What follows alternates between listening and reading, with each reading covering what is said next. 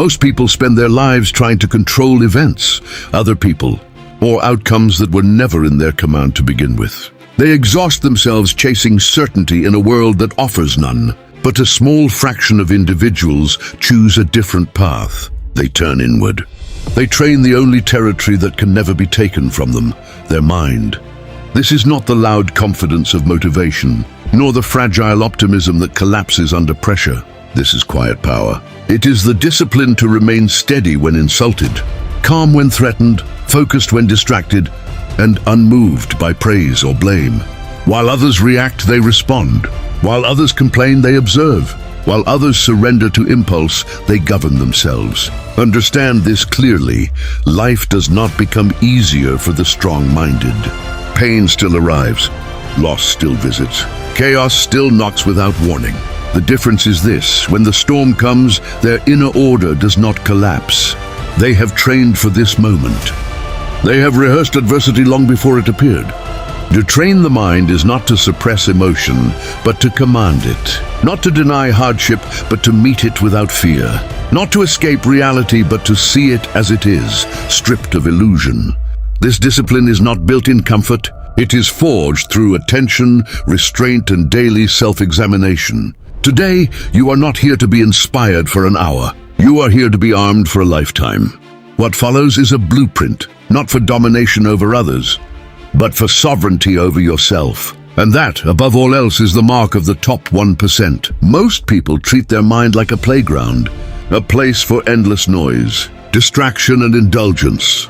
They allow every thought to wander freely, every emotion to take control, and every external event to decide their inner state. In doing so, they unknowingly hand over their power. A trained mind, however, is not a place of chaos. It is a fortress, quiet, ordered, and deliberately built to withstand pressure. Those who belong to the top 1% understand this difference early. They do not wait for circumstances to improve. They improve the condition of their mind. Entertainment offers pleasure, but discipline offers stability. Pleasure fades quickly, while discipline remains when comfort disappears. The untrained mind seeks constant stimulation, reassurance, and approval. It panics in silence and collapses under boredom. A trained mind, on the other hand, is content with simplicity. It does not beg the world to behave kindly. It prepares itself to behave wisely. This preparation is not dramatic or visible. It happens in private moments, when one chooses restraint over impulse, clarity over confusion, and responsibility over excuse. To train the mind is to decide what deserves attention and what does not. Every day, countless thoughts attempt to enter and settle, but not all deserve residence. Anger, fear, envy, and vanity knock loudly, promising urgency. The disciplined mind examines them calmly and allows only what serves reason and purpose. This is not suppression. It is selection. Just as a strong city does not open its gates to every stranger, a strong mind does not surrender itself to every feeling. The world constantly invites distraction, urging you to react instantly, to speak without thought, to judge without understanding. Those who accept this invitation become predictable, controllable, and weak. Those who refuse it gain an advantage that cannot be measured or taken away. They move slower, think deeper, and act with intention. Their strength is not in speed, but in precision. A fortress is not built in a day. Each disciplined thought is a stone. Each resisted impulse is reinforcement. Each moment of self-control strengthens the walls further. Over time, the mind becomes a place of refuge rather than conflict. When pressure increases, it does not crumble, it holds. When chaos surrounds it, it remains ordered. This is why the top 1% appear unshaken, not because they face fewer problems, but because they have trained where it matters most. Most people believe power begins with changing their situation.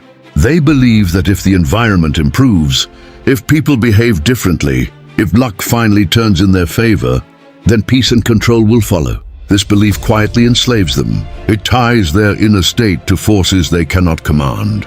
Those who rise above this illusion learn a harder, sharper truth.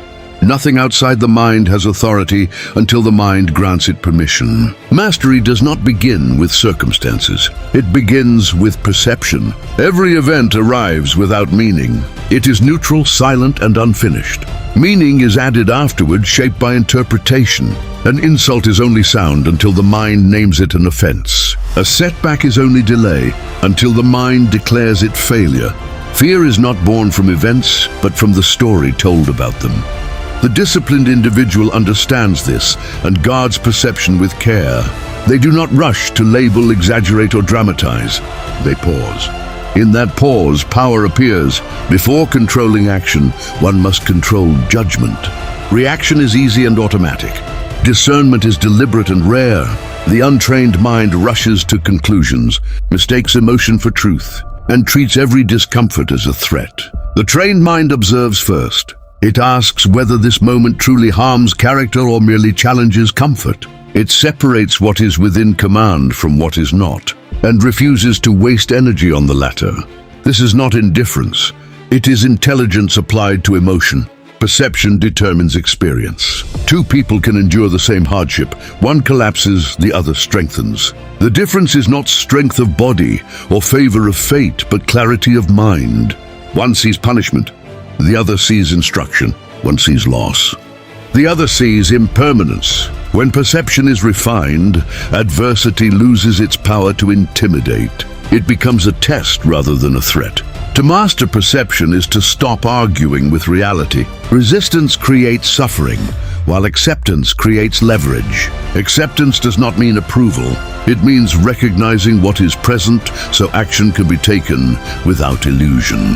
Clear perception strips events down to their essentials, removing fear, fantasy, and unnecessary pain.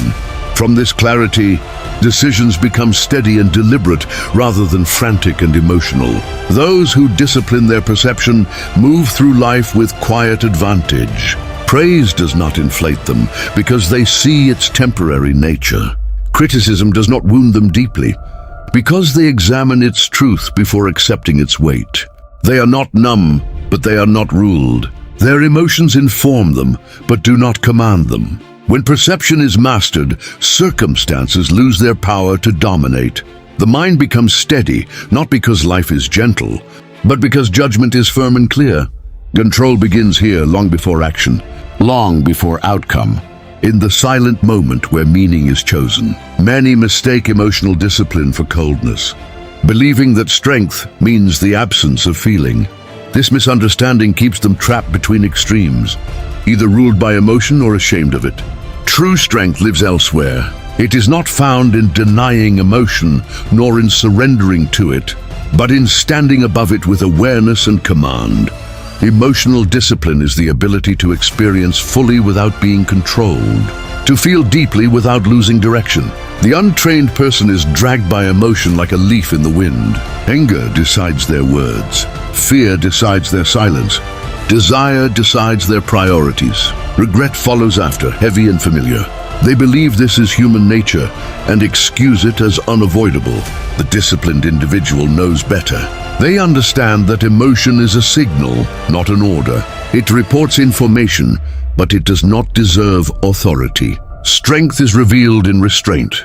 Anyone can react. Anyone can shout, panic, indulge, or withdraw. It takes no training to lose control. It takes training to pause when insulted, to remain measured when provoked, to stay steady when everything inside demands release. This pause is not weakness. It is power gathered inward, refusing to be wasted.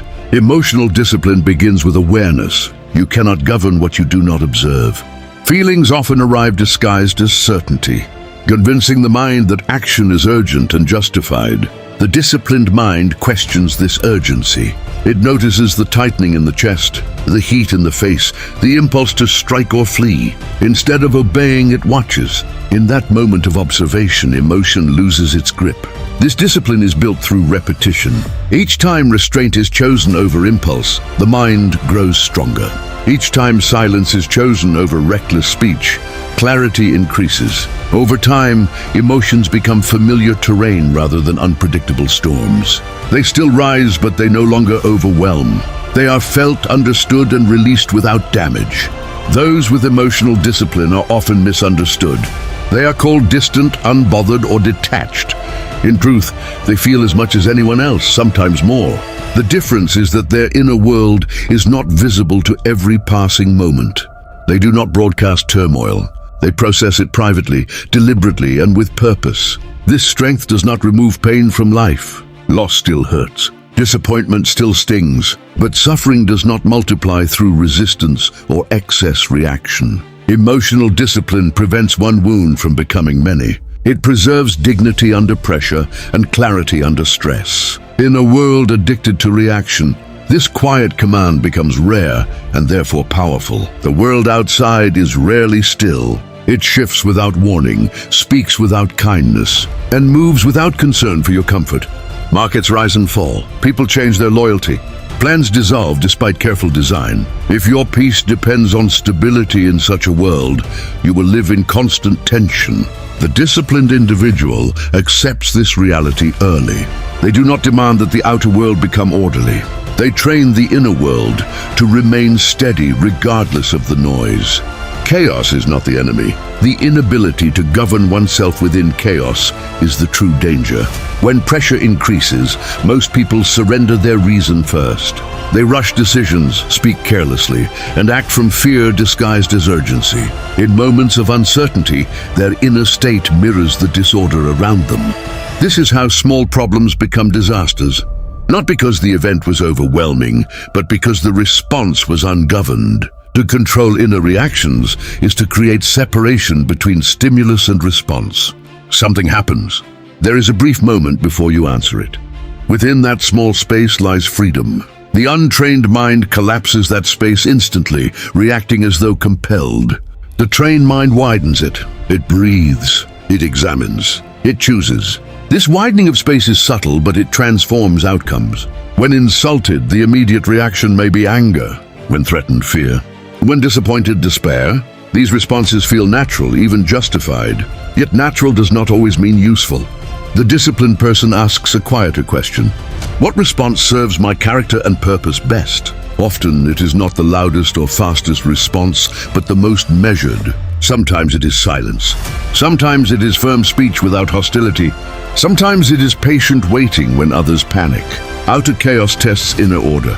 It reveals the structure you have built within yourself. If you have spent years indulging impulse, avoiding discomfort, and reacting without thought, then crisis will expose that weakness. But if you have practiced patience in small frustrations, honesty in small temptations, and calm in minor inconveniences, then larger storms will find you prepared. The goal is not to eliminate emotion or urgency, but to remain their master. Even in fast-moving situations, clarity can exist. Even in danger, courage can replace panic. Courage is not the absence of fear. It is fear observed and directed rather than obeyed. Those who command their inner reactions move differently through turmoil. While others escalate conflict, they de-escalate. While others exaggerate threat, they assess it. Their steadiness influences the environment itself. Because calm is contagious just as panic is. In the midst of disorder, they remain deliberate, proving that control is not found in the world outside, but in the response chosen within. Most people wait for motivation to change them. They wait for a moment of clarity, a surge of emotion, or a crisis strong enough to force discipline upon them. By the time that moment arrives, habits are already fixed and character is already shaped. Those who rise above understand that excellence is not an event, but a routine. Mental strength is not revealed in rare heroic moments, but in what is practiced daily, quietly and without applause. The gap between the ordinary and the exceptional is not talent or intelligence, but consistency of inner training. The top 1% do not rely on willpower alone. They build systems for the mind the same way others build routines for the body. Each day becomes a deliberate exercise in attention, restraint, and reflection. Small actions, repeated with intent, reshape the inner world over time. Daily mental training begins with awareness of thought. Most thoughts pass unchecked, accepted as truth simply because they appear. The disciplined individual questions them. They examine whether a thought is useful or destructive, grounded or exaggerated. By doing this regularly, they prevent negative patterns from becoming permanent beliefs. A single thought may seem harmless, but repeated daily it becomes identity. Training also appears in how discomfort is handled. Instead of avoiding difficulty, the disciplined person uses it as practice. Waiting patiently, Resisting impulse, enduring silence, and choosing effort over ease become exercises rather than burdens. These moments strengthen the mind in the same way resistance strengthens muscle. Without resistance, there is no growth. Reflection is another daily discipline. At the end of each day, the trained mind reviews actions without self-hatred or excuse. Where did emotion override reason? Where did fear dictate behavior? Where was restraint practiced successfully? This honest accounting is not punishment. It is refinement. It sharpens judgment and prepares the mind for the next day. Over time, these practices compound. What once required effort becomes natural. Calm replaces reactivity. Clarity replaces confusion. Discipline replaces dependence on mood. This is why the top 1% appear composed even under pressure. Their steadiness is not accidental. It is trained. They do not wait for perfect conditions to act well. They act well regardless of conditions. Whether praised or ignored, comfortable or strained, they return to the same inner standards. This reliability of character becomes their advantage in a world driven by impulse and inconsistency. Daily mental training does not demand perfection. It demands commitment. Missed days are corrected, not dramatized. Weak moments are studied, not denied. Through this steady practice, the mind becomes an instrument rather than an obstacle. And while others search for shortcuts, those who train daily quietly separate themselves, step by step, thought by thought, from the rest.